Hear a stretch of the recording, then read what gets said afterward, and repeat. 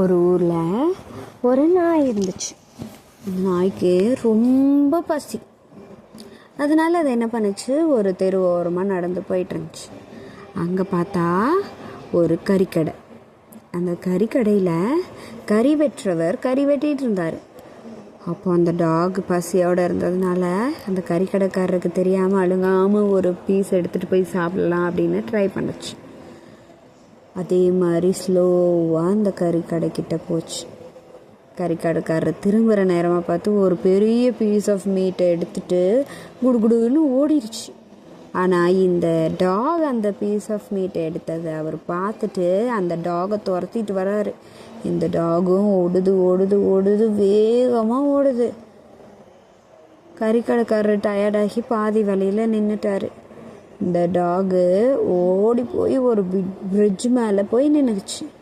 அங்கே நின்று திரும்பி பார்த்தா கறிக்கடைக்காரரை காணோம். அப்போ தான் இந்த டாகுக்கு ஒரு வழியாக அப்பாடா வந்துட்டோம்ப்பா, அவர்கிட்ட இருந்து தப்பிச்சிட்டோம் அப்படின்னு ஒரு எண்ணம் வந்துடுச்சு. இப்போ அந்த மீட்டை சாப்பிட்லான்னு கீழே குமிஞ்சப்போ அது நின்றுட்டுருக்கிற பிரிட்ஜுக்கு கீழே தண்ணி போயிட்டு இருந்துச்சு.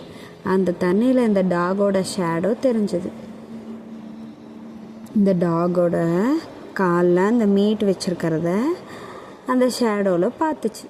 அதை பார்த்ததும் ஓஹோ, என்கிட்ட இருக்கிற பீஸை விட இவன்கிட்ட அது பெரிய பீஸாக இருக்கே அப்படின்னு நினச்சிட்டு அந்த டாக் என்ன பண்ணுச்சு, அது கூட சண்டை போட்டு எப்படியாவது நம்ம அதையும் சேர்த்தி வாங்கி நம்மக்கிட்ட இருக்கிற மீட்டோட சாப்பிட்றலாம் அப்படின்ட்டு அது பிளான் பண்ணுச்சு.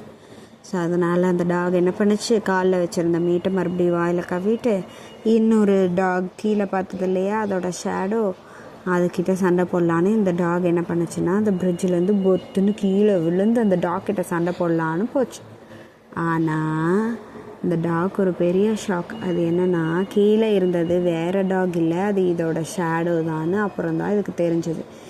இந்த விஷயம் இதுக்கு தெரியறதுக்குள்ளேயே வேகமான தண்ணி வந்து அடிச்சிட்டு போயிடுச்சு இது வாயில் வச்சுருந்த மீட்டையும். இப்போ இந்த டாக் கிட்ட மீட்டே இல்லை. கடைசியாக கை கட்டினது வாய் கட்டாமல் போயிடுச்சு அப்படின்னு அந்த டாகு நான் கிடைச்சதை வச்சு சாப்பிட்ருந்துருக்கலாம்.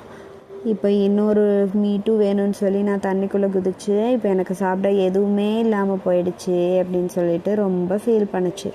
அதனால் நம்ம எப்பவுமே நம்மக்கிட்ட என்ன இருக்கோ அதை வச்சு ஹாப்பியாக ஃபீல் பண்ணணும். அதை விட்டுட்டு எனக்கு இன்னும் வேணும் இன்னும் வேணும் இன்னும் வேணும்னு நம்ம அடம் பண்ணி ஒரு தடவையும் நம்ம அதுக்காக யூஸ்லெஸ்ஸான எஃபர்ட்ஸ் போட்டோம்னா, யோசிக்காமல் எஃபர்ட்ஸ் போட்டோம்னா கடைசியில் லாஸ் நமக்கு தான். ஸோ கிளவராக யூஸ் பண்ணணும் நம்ம பிரெயினை. இருக்கிறத வச்சு சந்தோஷமாகவும் இருக்க கற்றுக்கணும். அவ்வளோதான் இந்த ஸ்டோரி.